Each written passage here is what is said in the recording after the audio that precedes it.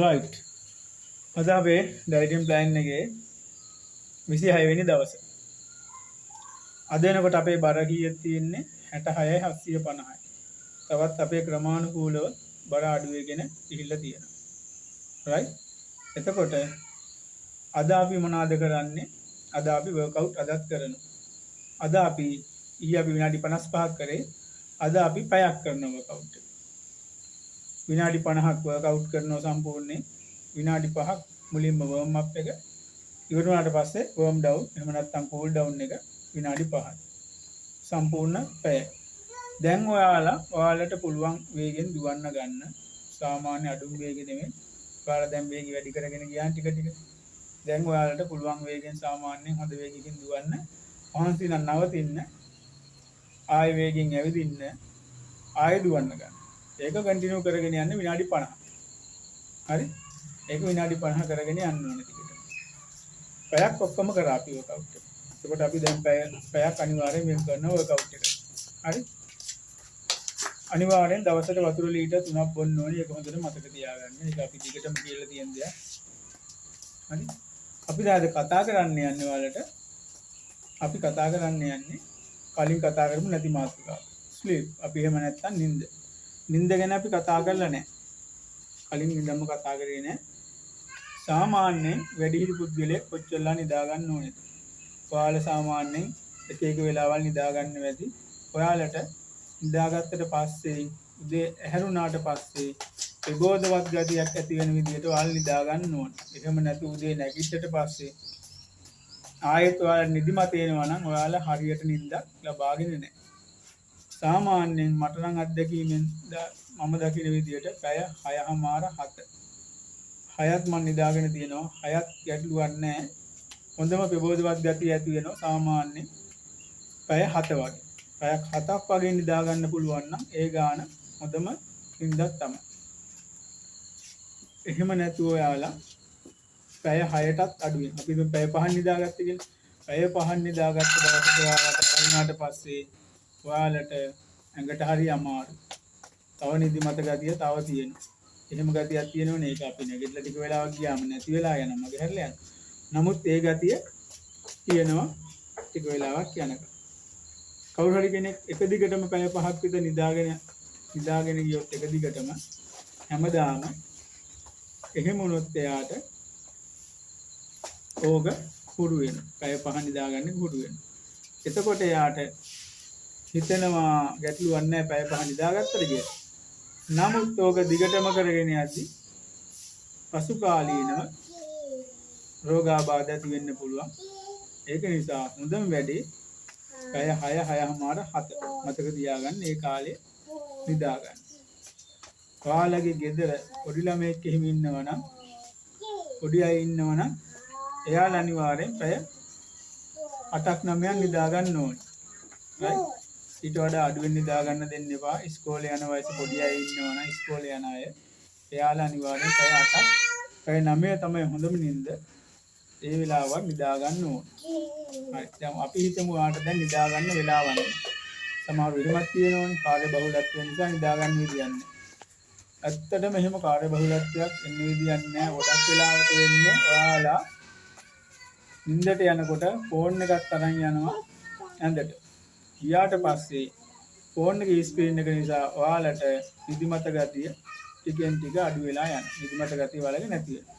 ඊට පස්සේ වෙලාව යන ඔයාලට තේරෙන්නේ ඊට පස්සේ ඔයාලා නිදා ගන්න යනවා. අන්න ඔයාලගේ නිින්ද අඩු වෙනවා. ඔයාලා ගොඩක් වෙලාවට ෆෝන් එක ස්ක්‍රෝල් කර ඉන්නව ඇඳට වෙනවා. ඒක නිසා හොඳම වැඩේ නිින්දට යනවා නම් ෆෝන් එක පැත්තකින් තියලා නිදා ගන්න යන්න. ෆෝන් එක අරගෙන යන්න එපා. එහෙම වුණොත් ඔයාට ලෙඩ ගොඩක් හැදෙන්න පුළුවන් පසු කාලීනව නිින්ද අඩු වීම නිසා. right? ඒක නිසා හොඳට මතක තියාගන්න මේ දේ. හරි? එතකොට අද බලමු අපි දැන් ඇඟ අපි ගොඩක් අඩු වෙලා තියෙනවා. දැන් මේ ඉස්සරහින් බැලුවොත් එහෙම ගොඩක් ෆ්ලැට් වීමක් වෙලා තියෙනවා. මේ දෙපැත්තත් අපේ ගොඩක් අඩු වෙලා තියෙනවා.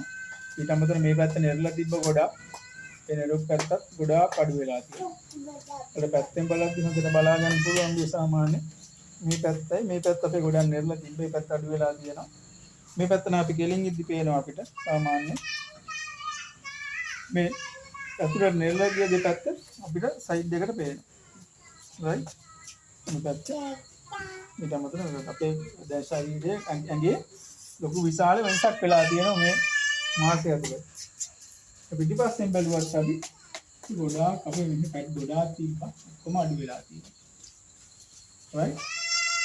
අපිට පේනවා දැන් මේ ෂර්ට් එක වාල්ට මේ ටී-ෂර්ට් එක ඇඳ මුල් දවස් වලට වාල්ට ගිහිල්ලා බැලුවොත් ඒ වීඩියෝ ෆොටෝ මේ බඩ ගොඩක් නෙරලා තිබ්බේ. මේ පැත්තෙන් වැඩියෙන් තිබ්බා. මේ හරියත් ගොඩක් මහත් වෙලා තියෙනවා. දැන් මේ හරිය ගොඩක් ෆ්ලැට් වෙලා තියෙනවා. ඇතුළට ගිහිල්ලා තියෙනවා ගොඩක්. ඒ හරිය මේ දේ ගොඩක් දහණය වෙලා අයින් වෙලා තියෙනවා. මේ දෙපැත්තෙත් මේ දේ දහණය වෙලා අයින් වෙලා තියෙනවා. ඊට අමතරව මේ ඉදිරියට නෙරලා ආපු ටික මේ දේ දහණය වෙලා අයින් වෙලා තියෙනවා. රයිට්. ඒකට අපි සපෝට් එක ගත්තා කෑමෙන් සහ ව්‍යායාම වලින් දෙකෙන්.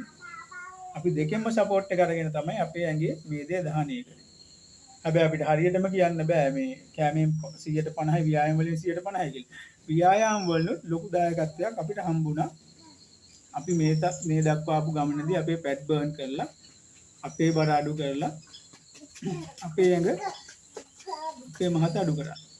right අපි බලමු එහෙනම් දැන් අපි අවසාන අදියරේ ඉන්නේ. අපිට තව පොඩි ප්‍රමාණයක් තමයි කිලෝ 10කට අපිට අඩු කරගන්න තියෙන්නේ. අපි බලමු අපිට ඒ ටාගට් එකකට යන්න පුළුවන්ද? එහෙම නැත්නම් අනිත් දෙක. right අපි බලමු අද අපිට මොනවද කෑමට තියෙන. අද අපි කෑම ගන්න මතකනේ ඔයාලට. පැය 26කට පස්සේ 26 වෙනි දවසේ පැය 26කට පස්සේ තමයි අපි කෑම ගන්නෙ. එතකන් අපි වතුර විතරයි බොන්නේ. කැමති අයට කලින් හැමදාම කියන වගේ කේක් ඔෆ් බොන්න පුළුවන්. සීනි වර්ග මොකුත් නෑ. right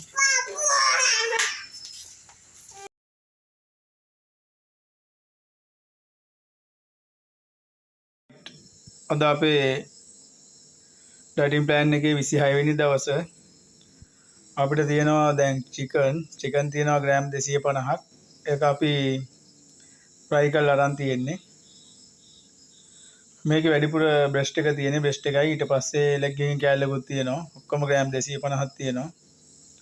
ඊට අමතරව අලිපේර තියෙනවා ග්‍රෑම් 150ක්. අලිපේර ග්‍රෑම් 150යි.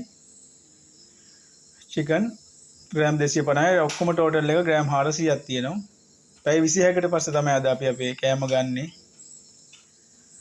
රයිට් අපි කලින් දවල් වරුවට වෙන්න තමයි බොහෝ විට කෑම අරගත්තේ. දැන් අපේ පැය ගාන වැඩි වෙන අපිට අපි දැන් පොඩ්ඩක් රැ වෙලා තමයි අපේ කෑම ගන්න වෙලා තියෙන්නේ. පැය 26කට පස්සේ තමයි අපි දැන් අපේ කෑම ගන්න. හරි අපි එහෙනම් අපේ කෑම ගනිමු. වීඩියෝ එක ලයික් කරන්න, කමෙන්ට් කරන්න, ඔයාගේ යාළුවෝ 5 දෙනෙක්ට ෂෙයා කරන්න. channel එක subscribe කරලා තියාගන්න. bell icon එක click කරලා all දෙන්න. අපි හෙට දවසේ බලමු. හෙට දවසේ වීඩියෝ එකෙන් අපි අපේ බර අඩු කරගන්න මොනවද කරේ කියලා. කලින් කිව්වා වගේ මතක ඇතිව subscribe කරන්න. ගොඩක් වීඩියෝ බලපු අය ඉන්නවා channel එක subscribe කරලා නැහැ. එහෙම වුණොත් මේ channel එක ගොඩක් අයට පෙන්වන්නේ නැතුව යනවා. ඔයා බලනවා වගේම ඔයා මේක subscribe කරන්න මතක තියාගන්න. හෙට හවස 5ට හමු වෙමු.